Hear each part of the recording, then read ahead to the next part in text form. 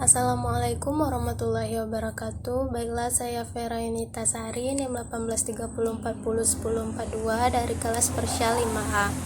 Di sini saya akan mempresentasikan makalah saya kelompok 4 yang berjudul Laporan Keuangan dan Analisis Laporan Keuangan. Baiklah, materi yang pertama yaitu mengenai pengertian laporan keuangan. Laporan keuangan merupakan laporan yang menginformasikan tentang posisi keuangan suatu perusahaan yang disusun secara lengkap dan rinci. Yang meliputi yaitu laporan neraca, laporan laba rugi, serta laporan neraca saldo. Laporan keuangan ini digunakan bagi pihak internal dan eksternal perusahaan untuk dapat menilai perusahaan tersebut, seperti menilai keberhasilan dalam perusahaan serta menilai perkembangan perusahaan tersebut. Adapun yang termasuk ke dalam pihak internal tersebut yaitu seperti manajemen dan pihak perusahaan. Kemudian yang termasuk ke dalam pihak eksternal yaitu seperti investor, debitur, pemerintah, dan karyawan perusahaan tersebut. Laporan keuangan merupakan alat komunikasi utama bagi sebuah perusahaan, yaitu seperti perusahaan dapat mengomunikasikan kegiatan proses produksi atau bisnisnya. Yang kedua, perusahaan bisa berupaya mencari investor baru, bahkan memajukan kreditur ke bank untuk mendapatkan pembiayaan baru. Yang ketiga, instansi pajak dapat menerima alasan perusahaan rugi sehingga belum bisa bayar pajak ataupun nihil. Yang keempat, yaitu manajer sumber daya manusia dapat meyakinkan kepada seluruh buruh dan karyawan kalau pada suatu periode perusahaan belum mampu memberi kenaikan gaji. Adapun isi dari laporan keuangan tersebut yaitu yang pertama, daftar neraca, menggambarkan posisi keuangan perusahaan pada satu tanggal tertentu. Dalam sebuah daftar neraca atau laporan neraca menggambarkan posisi harta, hutang, dan modal pada suatu tanggal tertentu. Kemudian yaitu laporan laba rugi. Dalam laporan laba rugi ini menggambarkan jumlah hasil biaya, laba atau rugi perusahaan pada suatu periode tertentu. Laba rugi menggambarkan hasil yang diterima perusahaan selama satu periode tertentu, serta biaya-biaya yang dikeluarkan untuk mendapatkan hasil tersebut, beserta labanya. Kemudian yaitu laporan dan sumber penggunaan dana. Pada laporan dan sumber penggunaan dana ini dimuat sumber dana dan pengeluaran perusahaan selama satu periode. Dana bisa diartikan kas, biasanya juga modal kerja. Kemudian yaitu laporan arus kas, merupakan ikhtisar arus kas masuk dan arus kas keluar, yang dalam format laporannya dibagi dalam kelompok-kelompok kegiatan operasi, kegiatan investasi, dan kegiatan pembiayaan. Materi selanjutnya yaitu mengenai tujuan laporan keuangan.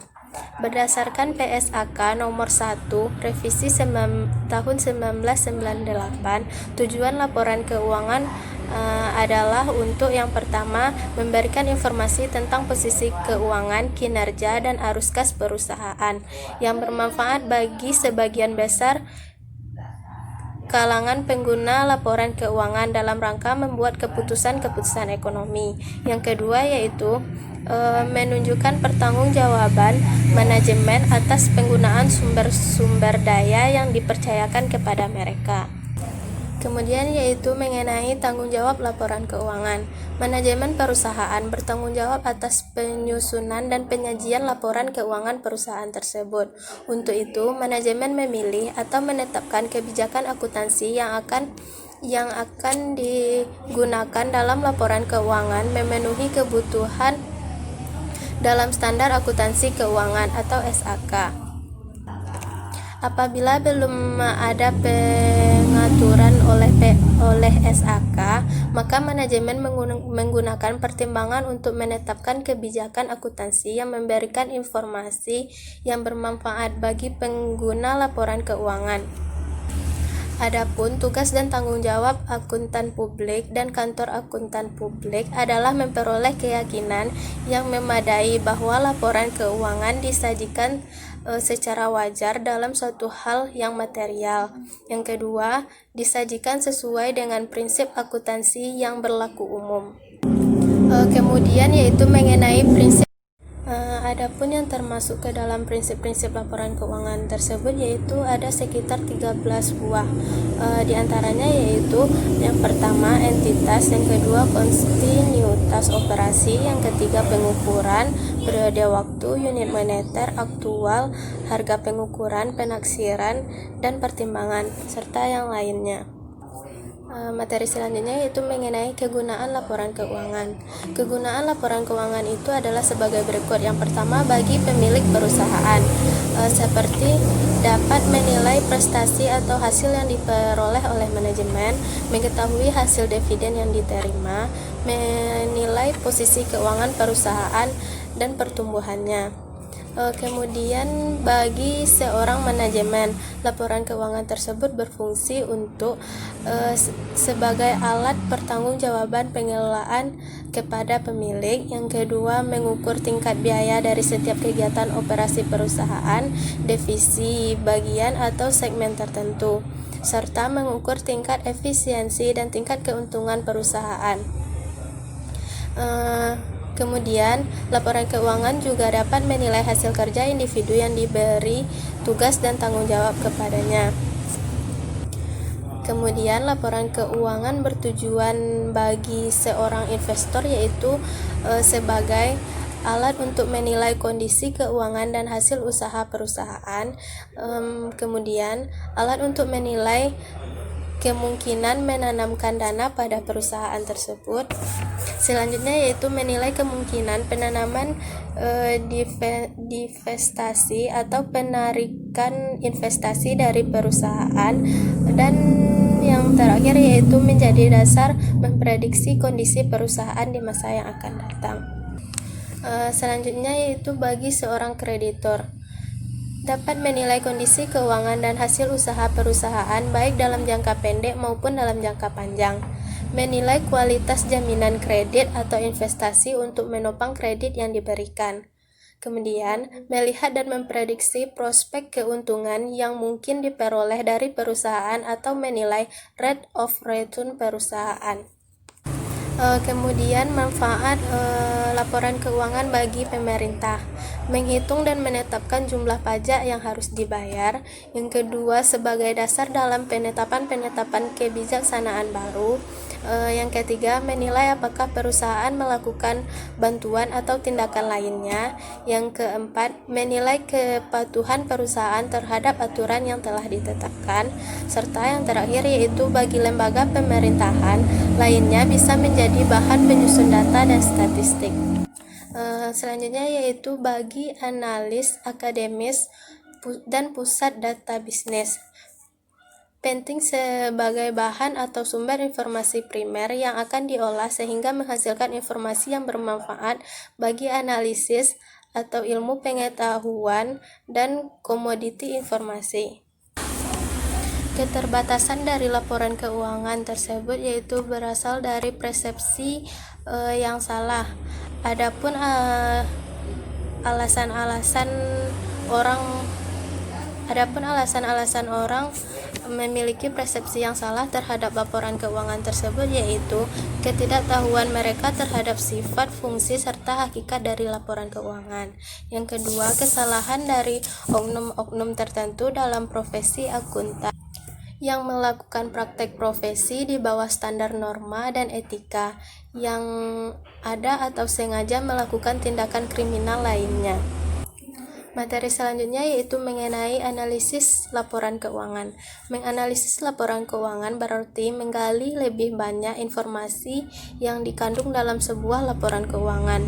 Untuk menganalisis laporan keuangan, maka diperlukan penguasaan terhadap yang pertama, yaitu cara menyusun laporan keuangan itu atau proses akuntan. Yang kedua, yaitu konsep, sifat, karakteristik laporan keuangan atau akuntansi. Yang ketiga, yaitu teknik analisisnya. Yang keempat, segmen dan bisnis itu sendiri, serta lingkungan ekonomi baik internasional maupun nasional. Analisis laporan keuangan tersebut dimaksudkan untuk yang pertama, yaitu sharing. Analisis dilakukan dengan tujuan untuk mengetahui situasi dan kondisi perusahaan dari laporan keuangan tanpa pergi langsung ke lapangan atau perusahaan tersebut. Yang kedua, yaitu understanding, memahami perusahaan, kondisi keuangannya, dan hasil usahanya. Yang ketiga, yaitu forecasting. Analisis digunakan untuk meramalkan kondisi keuangan perusahaan di masa yang akan datang.